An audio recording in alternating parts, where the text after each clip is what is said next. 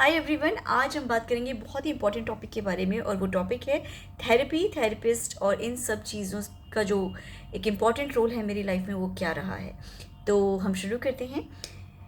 तो मैंने जैसे कि आपको बता रखा है कि ईशा के बारे में कि जो डायग्नोसिस था या जो थेरेपीज़ थी वो बहुत राइट टाइम पे शुरू नहीं हुई थी।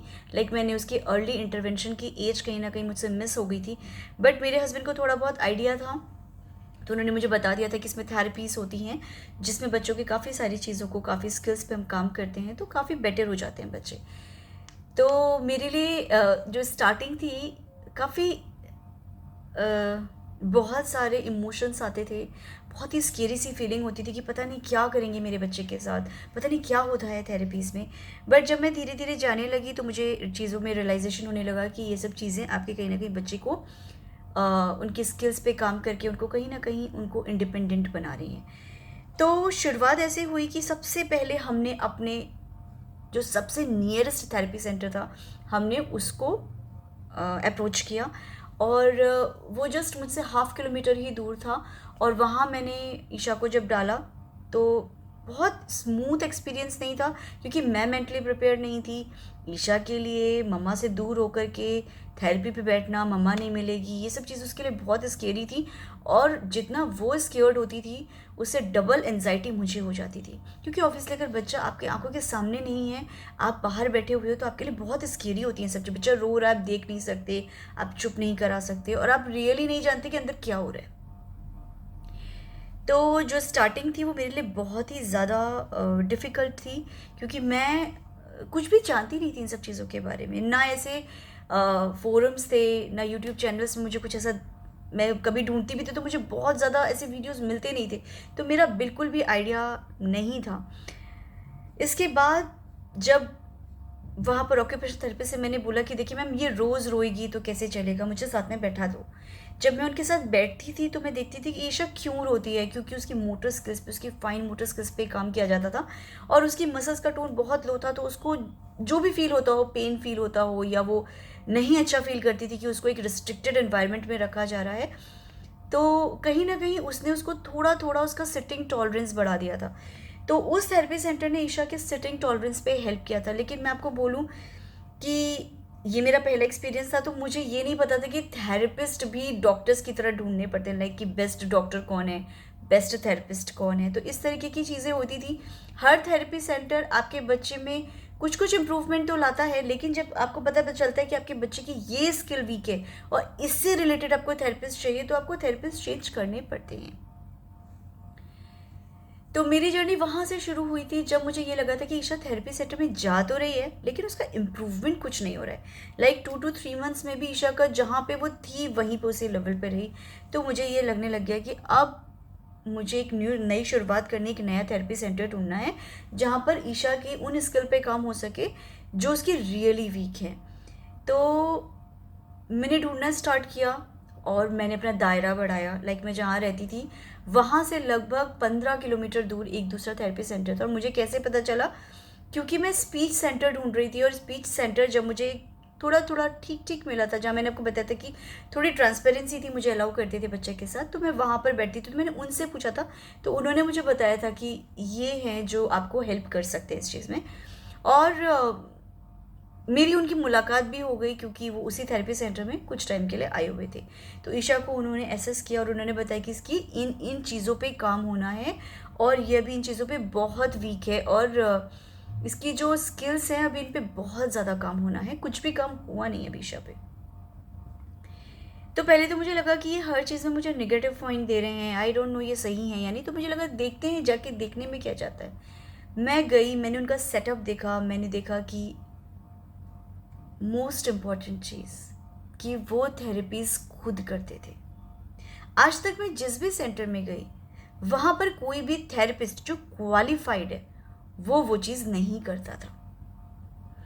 तो मैंने फर्स्ट टाइम देखा था कि जो थेरेपिस्ट था एक्चुअली में वो कर रहा है। उसने अपने असिस्टेंट चार्ट नहीं रखे हुए हैं कि वो जो बताएगा वो बच्चों पे काम होगा, वो खुद एक्चुअली में काम कर रहे हैं। और वहाँ पर हमने ईशा की कम से कम 2 से 3 साल ऑक्यूपेशनल थेरेपी करवाई।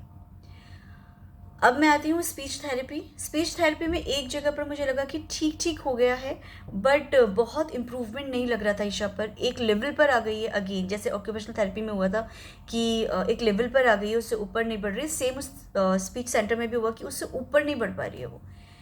तो मैंने फिर एक नया सेंटर ढूंढा। अब जहाँ पे मैं ऑक्यूपेशनल थेरेपी करवा रही थी, मैंने उनसे 10 लोगों के कॉन्टैक्ट्स पूछे, वहाँ पे आने वाले पेरेंट्स से बहुत सारे लोगों के से बात करी, तो उन्होंने मुझे कुछ कुछ स्पीच थेरेपी सेंटर के नेम्स बताए। मैंने उन पेरेंट्स से बात करी जिनके बच्चे बहुत अच्छे ढंग से बात करने लग गए थे, और जिन्होंने एज में मतलब कि पहले बिल्कुल नहीं बोलते थे बट उनमें रियली इम्प्रूवमेंट था। तो मैंने उनसे पूछा कि आपने कहाँ कहाँ से सिखाया। अगेन मैं आपसे बोलूँगी, मैं सारे सेंटर्स पे गई, लेकिन मुझे सारे सेंटर्स ईशा के लिए नहीं लगे। क्यों नहीं लगे? क्योंकि हर पेरेंट की एक एक्सपेक्टेशन होती है कि सेंटर ऐसा होना चाहिए। तो मेरी भी कुछ एक्सपेक्टेशंस थी जिन पे बहुत सारे सेंटर्स खरे नहीं उतर पाए। तो उसके बाद मुझे एक सेंटर मिला जहाँ पर मुझे लगता था कि ये बेटर जगह है, यहाँ पर ईशा कुछ सीख सकती है, और मैंने वहाँ पर उसको वहाँ पर एडमिशन करवाया। अब उस सेंटर में ईशा का काफ़ी इम्प्रूवमेंट हुआ। वहाँ पे भी हमने करीबन 1 से आई थिंक 1.5 से 2 साल हमने वहाँ पर स्पीच ली ईशा की। तो इस तरीके की कुछ चीज़ें रही मेरे साथ, और आज तक मैं उन्हीं लोगों से ही कनेक्टेड हूँ। ऐसा नहीं कि मैं रेगुलर बेसिस पे जाती हूँ, बट मुझे कभी भी अगर कोई प्रॉब्लम होती है तो मैं इन्हीं लोगों को अप्रोच करती हूँ। अब मैं आपको बताऊँगी कि थेरेपिस्ट में क्या ऐसी चीज़ें हैं जो बहुत इम्पॉर्टेंट हैं। मैं आपको ये सारे एक्सपीरियंसेस के, जो मेरे जो एक्सपीरियंसेस रहे हैं उसके बेसिस पे बता रही हूँ। और आपको पता है, जब न्यूली डायग्नोसिस बच्चा होता है ना, तो पेरेंट्स को कुछ समझ में नहीं आता, कुछ समझ में नहीं आता। बस ऐसा लगता है कि बस कोई मेरे बच्चे को बस बोल दे कि ठीक हो जाएगा, बस फटाफट हो जाए, बस 3 महीने में मेरा बच्चा बिल्कुल सही हो जाए। धीरे धीरे साल दर साल आपको चीज़ों में रियलाइजेशन होने लग जाता है, आपको बहुत सारी चीज़ों का आइडिया आने लग जाता है। तो सबसे पहले बहुत इम्पॉर्टेंट चीज़ क्या है? सबसे पहले इम्पॉर्टेंट ये है कि जब भी आप थेरेपिस्ट ढूंढें, आप हमेशा ये देखें कि थेरेपिस्ट खुद थेरेपी कर रहा है या उसके 4 असिस्टेंट हैं जो थेरेपी कर रहे हैं। थेरेपिस्ट अगर खुद थेरेपी कर रहा है तो बहुत अच्छी बात है। अगर उसके असिस्टेंट कर रहे हैं तो आपके असिस्टेंट की क्या क्वालिफिकेशन है, आपका हक है ये पूछना। आप उनसे पूछेंगे। ऐसा तो नहीं कि वो 12th पास है और 12th पास के बच्चों को थोड़ा ट्रेनिंग देकर वहाँ बैठा दिया है। क्या वो रियली क्वालिफाइड हैं? और मुझे जहाँ तक दिखा, जो क्वालिफाइड होते हैं वो अंडर में काम नहीं करते, वो अपना सेंटर खोल के बैठ जाते हैं। तो आपको ये चेक करना है कि जो आपके बच्चे पे एग्जैक्टली काम कर रहा है, डजेंट मैटर कि वो थेरेपिस्ट कितना क्वालिफाइड है, अगर उसके असिस्टेंट वर्क कर रहे हैं ना, तो आपको वो क्वालिटी नहीं मिलेगी। Second, transparency. अगर बच्चा आपका अंदर ले जाके दरवाज़ा बंद करके थेरेपी हो रही है, तो मैं कंप्लीटली बोलती हूँ कि आप बिल्कुल इन चीज़ों पे ट्रस्ट मत कीजिए। अगर आप बच्चे को देख नहीं सकते, अगर आप बच्चे के साथ बैठ नहीं सकते, ये सब जो बातें करते हैं कि आप होंगे तो बच्चों से हमारा कैसे रेपो स्टैब्लिशमेंट होगा, मुझे नहीं लगता ये सब चीज़ें होती हैं। तो ट्रांसपेरेंसी अगर नहीं है, अगर आपको कैमरा में से भी नहीं दिख रहा है कि बच्चे के साथ अंदर क्या हो रहा है, आपको कोई विजिबिलिटी नहीं है क्या हो रहा है, तो मैं बोलूँगी ऐसे सेंटर नहीं भेजना है। तीसरी चीज़, आपके थेरेपिस्ट का एक प्लान होना चाहिए कि आपके बच्चे पे कौन कौन स्किल पे काम हो रहा है, किस लेवल पर काम हो रहा है, और कौन कौन सी चीज़ें अचीव कर ली गई हैं। अगर थेरेपिस्ट प्लानिंग से नहीं चल रहा है तो बच्चे पे काम नहीं किया जा सकता। नंबर 4, आपके थेरेपिस्ट के पास आपके क्वेश्चंस का जवाब होना चाहिए। मेरा बच्चा ये कर रहा है, तो उसके पास होना चाहिए कि शायद ये ट्रिगर पॉइंट्स हैं, शायद ये करेंगे तो शायद काम होगा। थेरेपिस्ट, अगर आप कुछ पूछते हो और आपको कुछ ऐसा आंसर मिलता है जिसका आपको कोई लॉजिकल रीज़न नहीं मिलता, तो दैट मीन्स कि वो इतना नॉलेजेबल नहीं है। नेक्स्ट पॉइंट है कि थेरेपिस्ट की क्वालिफिकेशन क्या है, थेरेपिस्ट का एक्सपीरियंस कितना है, वहां पर बैठे जो पेरेंट्स हैं उनको कैसा लगता है वो थेरेपी सेंटर। नेक्स्ट पॉइंट, ये सबसे इंपॉर्टेंट पॉइंट है, उस थेरेपिस्ट में सेंसिटिविटी कितनी है, टॉलरेंस लेवल कितना है, आपके बच्चे के लिए केयरिंग नेचर कितना है।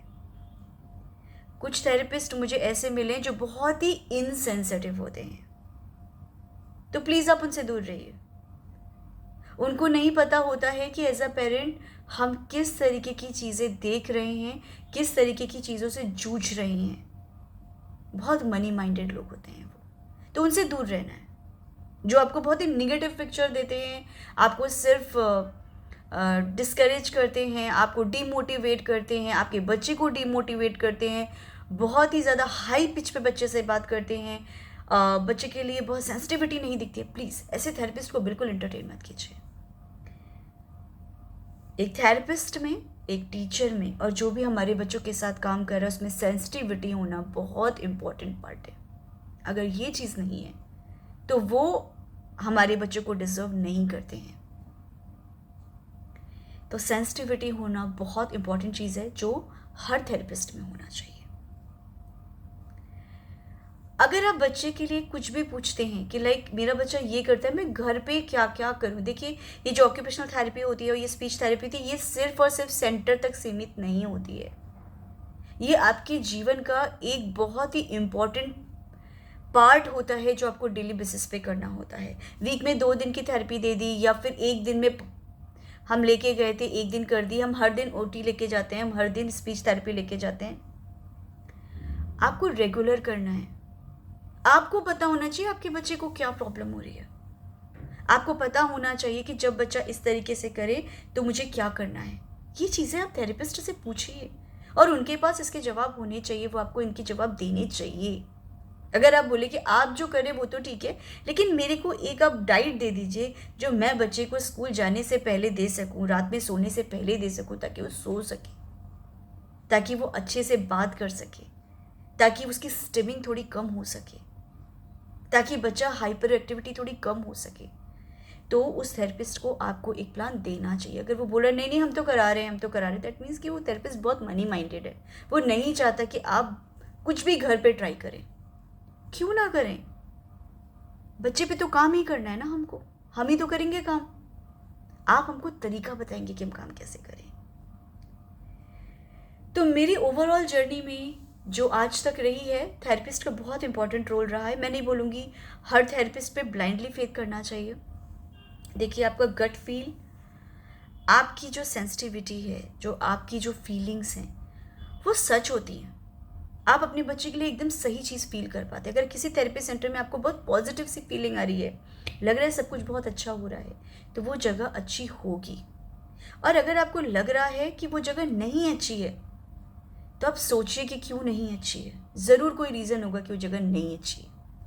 दूसरी बात, मेरे पास ऐसे क्वेश्चंस बहुत आते हैं कि मेरा बच्चा थेरेपी सेंटर में जाता है, बहुत रो रहा है, उसे 2-3 महीने हो गए वो सिर्फ रोता है। Please change that therapy centre.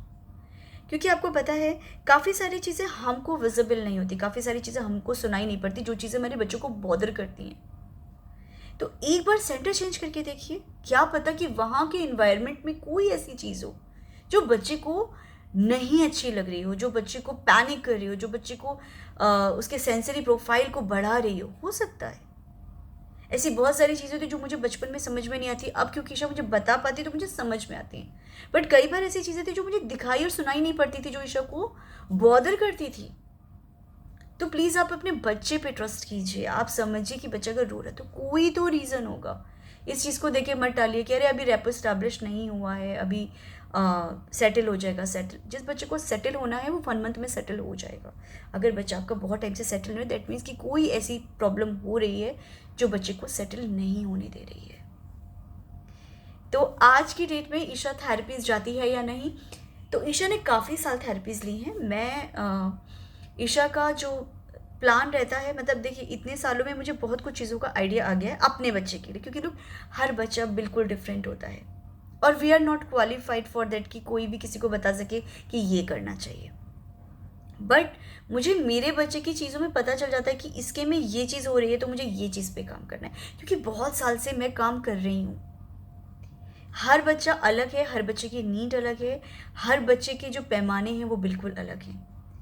तो उसके हिसाब से अलग अलग चीज़ें, अलग अलग एक्सरसाइजेज होती हैं, उसमें आपको थेरेपिस्ट हेल्प कर सकते हैं, उसमें आपको थेरेपिस्ट बता सकते हैं कि ये चीज़ें काम करेंगी। तो अभी ये है कि अगर मैं कहीं पर स्टक हो जाती हूँ कि लाइक अरे ये तो मेरी कोई काम कर ही नहीं रही है, तो फिर मैं थेरेपिस्ट के पास जाती हूँ और फिर मैं थेरेपिस्ट से पूछती हूँ कि ये अब मुझे ये चीज़ बॉदर करी, ये कैसे करूँ। तो थेरेपिस्ट एक पूरा असेसमेंट करता है और उसके बाद मुझे बता देता है कि इसमें ना अभी ये जो प्रोफाइल है ना, ये बहुत हाइटेंड हो गया, अभी इस पर काम करना है। तो थेरेपीज़ में मतलब मुझे इतना ही अभी हेल्प चाहिए होता है कि मुझे अगर बीच बीच में कभी कोई प्रॉब्लम हो तो मुझे थेरेपिस्ट ये बता सके कि आप ये अभी शुरू कर दो तो ये चीज़ बेटर हो जाएगी। स्पीच थेरेपी मैं नहीं कर रही क्योंकि ईशा भी जिस लेवल पर है उस लेवल पर उसको डेली, हर दिन, हर मिनट, हर सेकेंड उसको मुझे स्पीच ही देनी है और उसमें मैं अपने तरीके से काम करती हूँ। क्योंकि देखिए स्पीच बच्चा कैसे सीख रहा है, जिनके साथ रहता है उनके साथ सीखता है बच्चा स्पीच।